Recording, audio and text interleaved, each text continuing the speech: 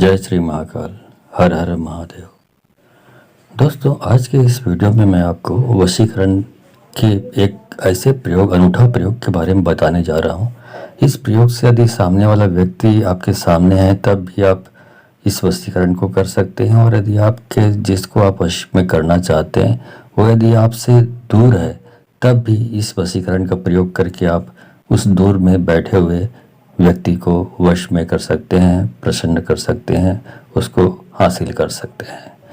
दोस्तों, वशीकरण के बारे में एक बात मैं बता दूं और हर वीडियो में बताता हूं कि वशीकरण का दुरुपयोग नहीं करना है। और दुरुपयोग नहीं करना, इसका मतलब क्या होता है, इसको आप विस्तार से समझ लीजिए।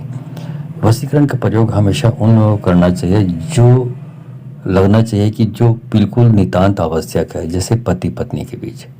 पति है, पत्नी है, और पति का संबंध किसी थर्ड पर्सन से है या पति का संबंध किसी थर्ड महिला, किसी और महिला से है। सो जहाँ पति पत्नी और वो वाली स्थिति आती है, वहाँ पर पति भी अपने पत्नी भी अपने पति को हासिल करने के लिए प्रयोग कर सकती है, और पति भी अपने पत्नी को हासिल करने के लिए प्रयोग कर सकती है। इससे यह होगा कि उनमें यदि इस प्रयोग को करते हैं तो उनमें एक जो परिवार में टूटन और बिखराव की स्थिति आती है, उससे वो परिवार बच जाता है और परिवार टूटता नहीं है। वो लोग इस प्रयोग को कर सकते हैं क्योंकि उनके लिए ज़रूरी है, क्योंकि उनके लिए एक दूसरे को वशीकरण बिल्कुल वैधानिक है, कहना चाहिए बिल्कुल ज़रूरी हो जाता है। या घर परिवार में हम देखते हैं कि सास बहू के रिश्ते जो है अक्सर खटास की स्थिति आती है, अनबन की स्थिति आती है। तो सास बहू में कोई एक दूसरे के लिए भी वश में करने के लिए ये प्रयोग कर सकते हैं, जिससे कि घर और परिवार का वातावरण मिठास और मधुरता से परिपूर्ण हो। ठीक है। और वैसे ही कोई व्यक्ति जैसे जो ऑफिस में जॉब करते हैं और बॉस जो है हमेशा कितना भी अच्छा काम करे व्यक्ति उससे उठा हुआ रहता है, तो वहाँ पर वो वश में करके अपने बॉस को खुश करके वश में इस प्रयोग को करके उसको वश में कर सकता है। ये भी बहुत बिल्कुल मान्य है। ठीक है।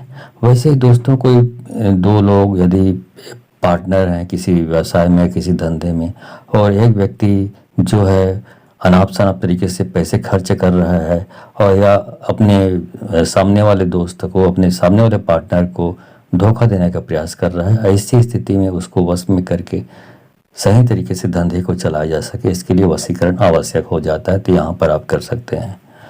यहाँ पर बहुत ज़रूरी है वशीकरण करना और बिल्कुल मान्य है। ठीक है। इसमें किसी प्रकार का पाप नहीं लगता है।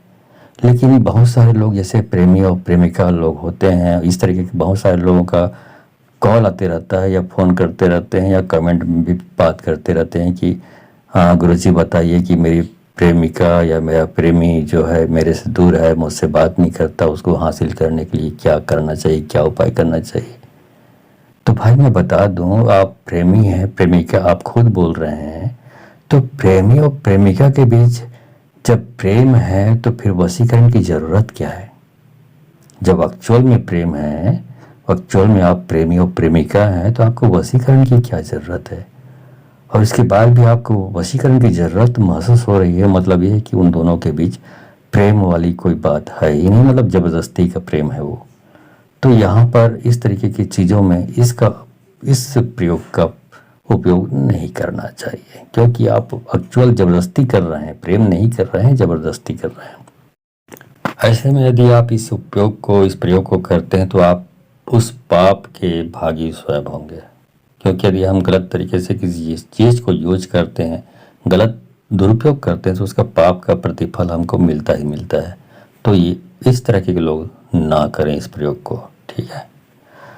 अब आता हूँ इस प्रयोग के बारे में। तो इस प्रयोग को पूरा विस्तार से जानने के लिए दोस्तों, यदि आप मेरे चैनल पे पहली बार आए हैं तो चैनल को सब्सक्राइब करना ना भूलें, साथ में बेल आइकन को क्लिक कर लें। बेल आइकन को क्लिक करने के बाद जो ऑल का ऑप्शन आता है उसको भी क्लिक कर लें, ताकि आपको इस प्रकार की सार्थक और ज्ञानवर्धक जानकारी जो प्राचीनतम ग्रंथों में वर्णित है उसकी जानकारी आपको आसानी के साथ उपलब्ध हो सके और आप जानकारी प्राप्त कर सकें। चलिए आपको बताता हूँ कि इस उपाय को कैसे करनी है। दोस्तों, इसके लिए इस उपाय को करने के लिए आपको कनेर का फूल जो होता है उसकी ज़रूरत पड़ेगी। कनेर का फूल बहुत सारे लोग जो पूजा पाठ करते रहते हैं, थोड़ा सा भी रुचि रखते हैं, वो जानते हैं कि कनेर का फूल क्या होता है। ठीक है, तो कनेर का फूल का आपको इस्तेमाल करना है। तो कनेर का फूल क्या करना है आप ये समझ लीजिए। कनेर का फूल आपको, पहली बात ये बता दूं कि इस प्रयोग को आपको रविवार को करनी है। या तो अच्छे और नक्षत्र चाहिए, अच्छे शुभ मुहूर्त चाहिए तो रवि पुष्य योग में आप कर सकते हैं, नवरात्र में कर सकते हैं, दिवाली के शुभ मुहूर्त में कर सकते हैं। ठीक है, होली का, अभी होली का पर्व जो है आपने मनाया है, होली मनाया है, होली का त्यौहार मनाया है, तो इसमें भी आप कर सकते थे। तो शुभ मुहूर्त में कर सकते हैं, और यदि शुभ मुहूर्त आपके आसपास अभी उपलब्ध नहीं है तो आप रविवार को आराम से कर ही सकते हैं, वेट करने की ज़रूरत नहीं है। ठीक है, लेकिन इन मुहूर्तों में करते हैं तो बहुत जल्दी असर दिखाता है ये प्रयोग। अब आता हूँ इस प्रयोग के बारे में। कनेर का फूल आप पहले देख लें कहाँ पर है कनेर का फूल। आजकल ये खेतों में, बगीचों में, गार्डन में और मंदिरों में अक्सर जो उसमें जो गार्डन बने होते हैं उसमें तो रहता ही रहता है। कनेर का फूल भगवान शिव को बहुत ही प्रिय है, तो इसका प्रयोग आपको करना है। ठीक है, अब इस फूल को आपको अपने घर में ले आनी है। कनेर का फूल को लाकर उसको सबसे पहले आप पीस लीजिए। उसको, कनेर के फूल को पीस लीजिए, पीस कर लेप बना लीजिए और उसमें थोड़ा सा केसर भी, शुद्ध केसर मिला दीजिए। मिलाने के बाद अब ये आपका, जब इस तरीके से प्रयोग आप कर रहे हैं, जब मिला रहे हैं आप, तो आपको अपने इष्ट देव, जिस भी देवी देवता, जिस भी भगवान को आप मानते हैं, उसको आपको प्रार्थना करनी है कि मैं इस उद्देश्य से इस लेप का निर्माण कर रहा हूँ, आप मेरी प्रार्थना स्वीकार करें, मेरी मदद करें। इस प्रकार से आपको अपने अंतर, शुद्ध अंतःकरण से आपको भगवान से प्रार्थना करनी है। ठीक है, ये आपका लेप तैयार हो गया। अब लेप तैयार होने के बाद आपको क्या करना है कि यदि मान लो कि आपका पति या पत्नी जो भी हो, तो आप किसी के ऊपर इसको, लेप को टीका लगाना है सामने वाले के ऊपर, तो उसका वशीकरण हो जाता है। अब किसी को तो ऐसे ही अचानक किसी को टीका लगा नहीं सकते। यदि पत्नी कर रही इस काम को, इस प्रयोग को कोई महिला कर रही है अपने पति के लिए, तो वो उस दिन रविवार को उपवास या अपने पति को बोल सकती है कि आज मैं उपवास कर रही हूँ, आज इस प्रकार की पूजा पाठ कर रही हूँ, इसलिए आज मेरा पूजा है, व्रत है। तो एक प्रकार का ये हो जाता है। इसके उद्देश्य के साथ आप उसको पूरा कर सकते हैं। तो आप व्रत भी रख सकते हैं और उसके साथ ही जब आप पूजा की समाप्ति होती है आपकी, तो जो टीका लेप जो आपने बनाया हुआ है उसका टीका आपको अपने पति के मस्तक पर लगा देनी है। इस प्रकार से आप करेंगे लगातार। यदि आप करते हैं 25 दिन तक लगातार करते हैं तो आपका पति जो है, किसी और की तरफ उसका ध्यान है तो वो आपके वश में हो जाता है, आप अपने पति को पा लेती हैं। इसकी जस्ट विपरीत, यदि पत्नी किसी और पर्सन के साथ, किसी और पुरुष के साथ संबंध रखे हुए है और अपने घर के जिम्मेदारियों से विमुख हो चुकी है, तो पति को भी व्रत का, एक उपवास का एक बाना तो चढ़ाना पड़ेगा ना। अचानक तो किसी को टीका लगा नहीं सकते, तिलक लगा नहीं सकते, तो इसलिए उसको भी व्रत बोलना चाहिए घर में कि मैं व्रत रख रहा हूँ। और व्रत रखने के बाद टीका लगाते हैं तो आप अपनी पत्नी को टीका लगाएं, टीका लगाते रहें, 25 दिन तक टीका लगाते हैं, लगातार लगाइए। तो आपकी पत्नी जो किसी और के साथ या कहीं और भटक रही है, कहीं उसका मन भटक रहा है, तो वो आपके वश में हो जाती है। इस प्रकार से आपका टूटता हुआ परिवार बच जाता है। इसी प्रकार का यूज़ आप बाकी औरों के लिए भी कर सकते हैं। ठीक है, अब आता हूँ यहाँ पर, मैंने बताया कि दूर बैठे हुए लोगों को भी हम आकर्षित कर सकते हैं। इसके लिए यदि पति या पत्नी जो भी, यदि कोई पास में नहीं है, उपस्थित नहीं है, दूर रहता है या दूर रहती है, तो उनका एक जो चित्र है या चित्र ऐसा होना चाहिए जिसमें वो अकेले हो।